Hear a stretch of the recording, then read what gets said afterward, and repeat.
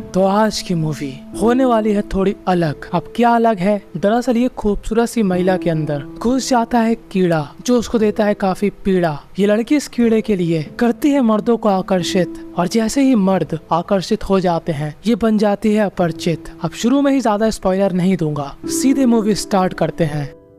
तो movie start होती है अफ्रीका के जंगल में, जहाँ पर इस खूबसूरत से जंगल में अफ्रीकन ट्राइब के लोग जानवरों को पकड़ रहे होते हैं। दरअसल वो लोग शेर, चीते और भी कई फेमस जानवरों को पकड़ के उनको बेच देते हैं इल्लीगल तरीके से। जैसे कि यहाँ पर इन लोगों ने एक चीता पकड़ा। अब ये चीता थोड़ा अलग होता है। अब इसमें क्या अलग है वो हमको मालूम चलेगा आगे। अब इस चीते को जहाज के सहारे दूसरी कंट्री में ले जाते हैं बेचने के लिए।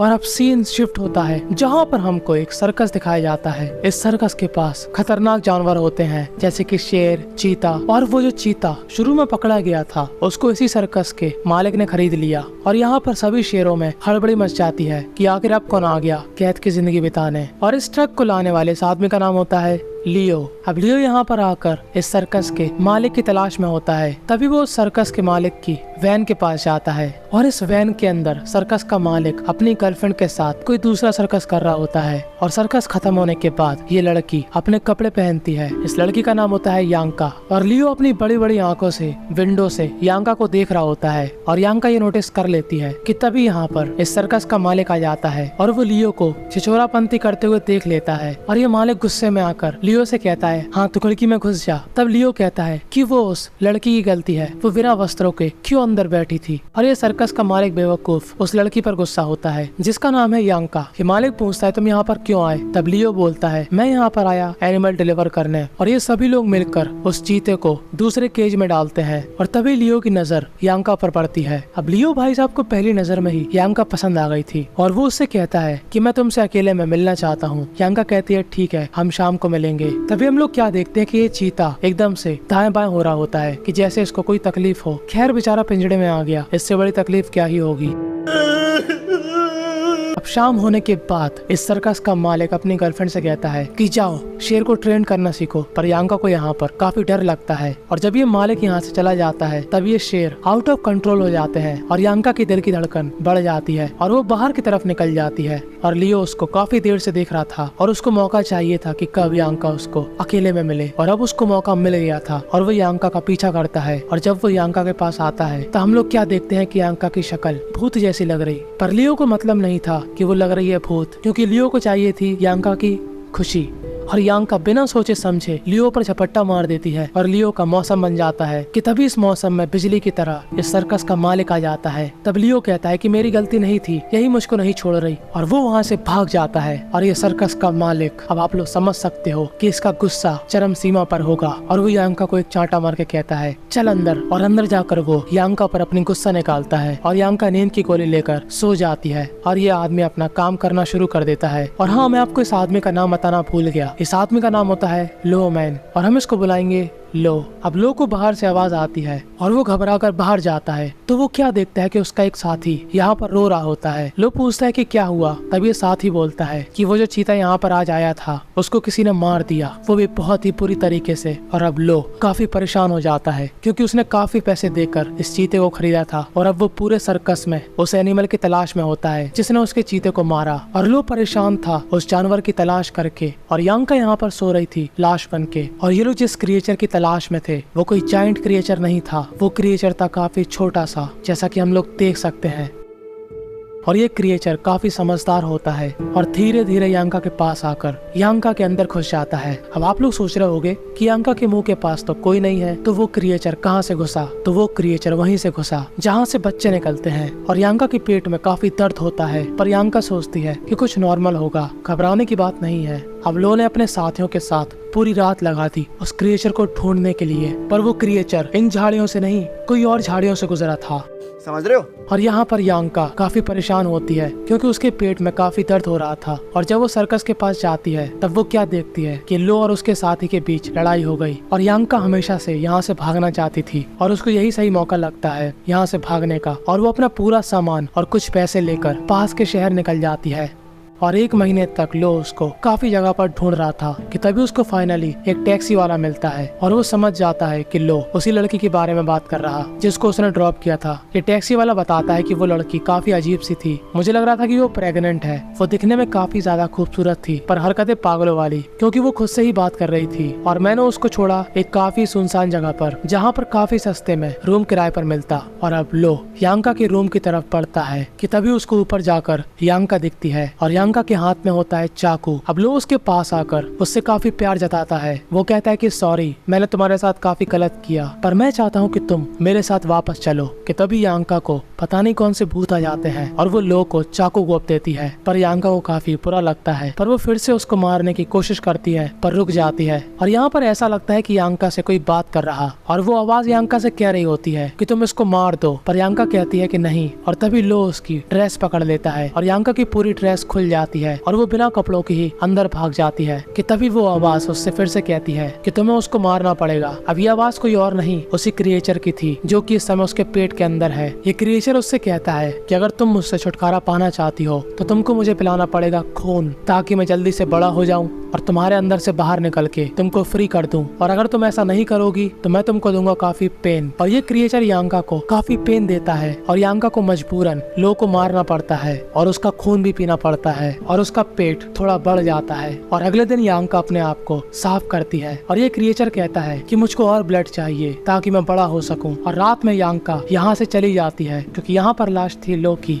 और जब वो रास्ते में होती है तब ये क्रिएचर कहता है कि देखो यहाँ पर कितने लोग हैं और तुम किसी को भी मार के मुझे इनका खून दे सकती हो। और वो एक भिखारी के पास जाती है जो कि पी कर यहाँ पर डला होता है। पर यांका की इंसानियत जाग जाती है और वो कहती है कि मैं किसी को भी नहीं मारने वाली। और वो अपने आप को मारने के लिए पानी में कूद जाती है पर यांका को बचा लिया जाता है। और ये क्रिएचर बोलता है कि मैं कोई जानवर नहीं हूँ, मैं तो ह्यूमन की तरह बात भी करता। पर यांका बोलती है कि टाइम पास मत कर, तेरी वजह से मैंने लो को मारा। कि तभी एक ट्रक वाला यांका को रोक लेता है और कहता है कि तुम कहाँ जाना चाहती हो, मैं तुमको छोड़ देता हूँ। और वो यांका को बैठा लेता है। अब ये ट्रक ड्राइवर पता नहीं कौन सी गोली खा कर आया था, ये पूरे समय चपड़ चपड़ करता रहता है पर यांका उसको बिल्कुल भी भाव नहीं देती। कि तभी ये ट्रक वाला गैस डलवाने के लिए अपनी गाड़ी रोकता है। कि तभी यहाँ पर ये आदमी उसको बोलता है कि कैफे के अंदर तो खूबसूरत सी लड़कियां हैं और वो लड़कियां तेरे ही लायक हैं, जैसा तू चाहता है वो वैसा ही करेंगी। अब इस आदमी को जो यांका से चाहिए था वो उसको मिल नहीं रहा था, तो वो मन में सोचता है कि भाड़ में गई यांका।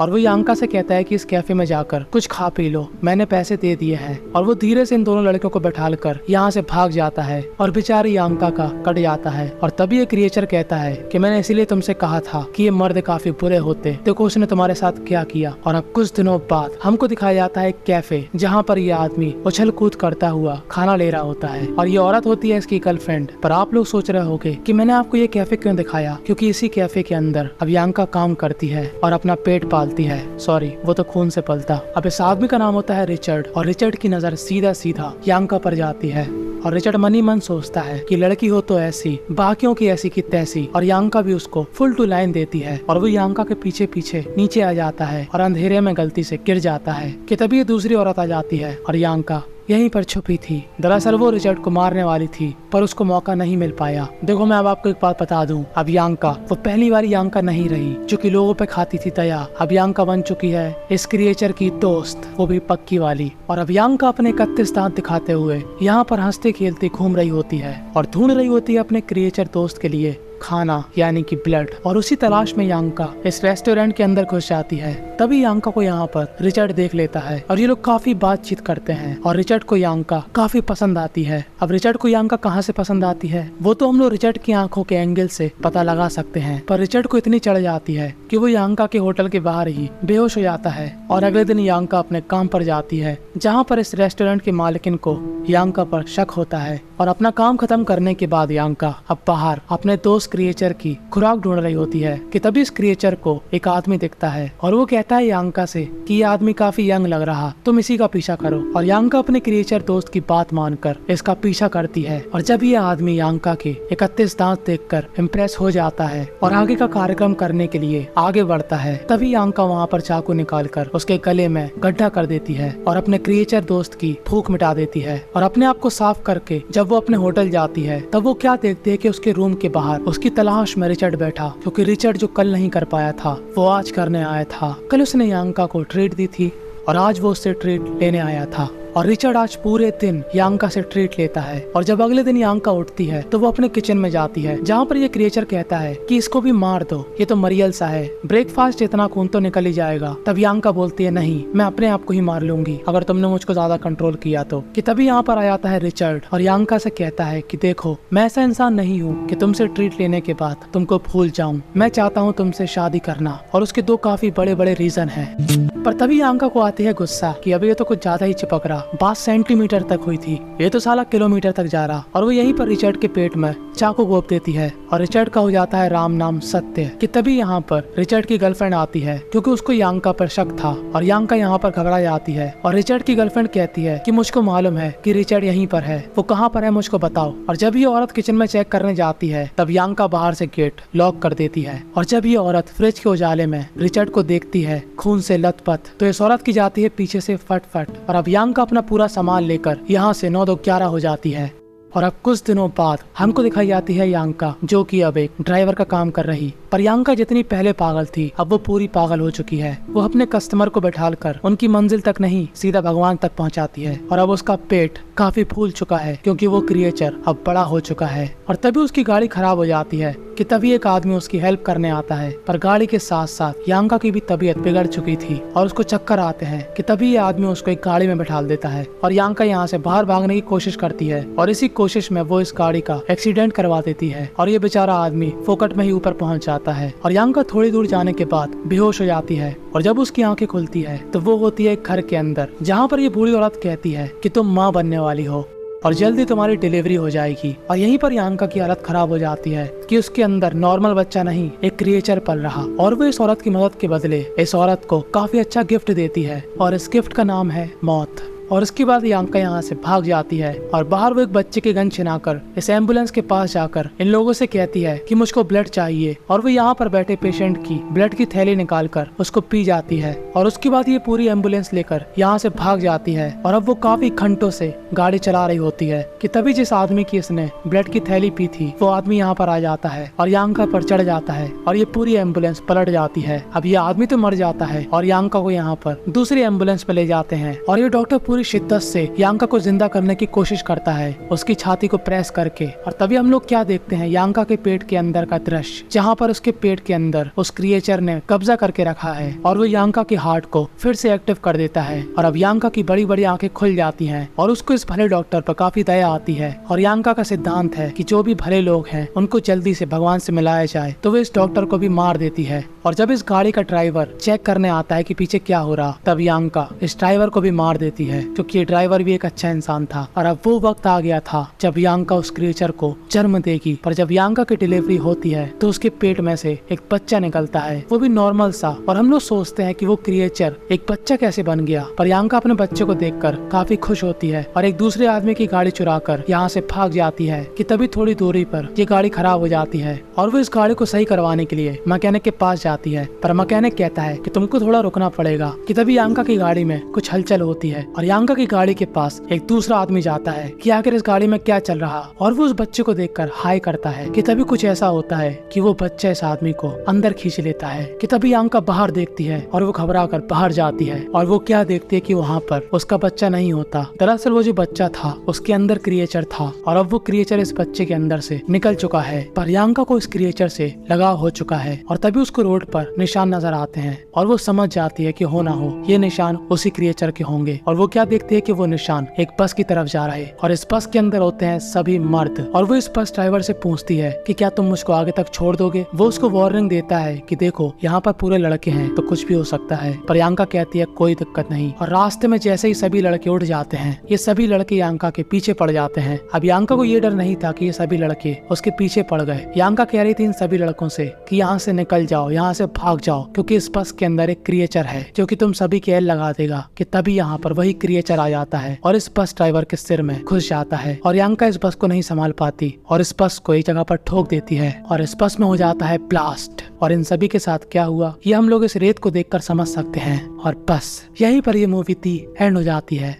तो इस मूवी से हमको यही सीखने को मिलता है कि अगर कोई भी अनजान सी 31 दांत वाली लड़की आपको भाव दे तो उसको बहन बोलकर वहाँ से भाग जाएं। और जरूरी नहीं कि हर लड़की शादी चाहती हो, तो कृपया भावनाओं में मत बहें। और अगर आप इस मूवी के बारे में और भी कुछ जानना चाहते हैं तो उसके लिए आपको चेक करना पड़ेगा पिन कमेंट।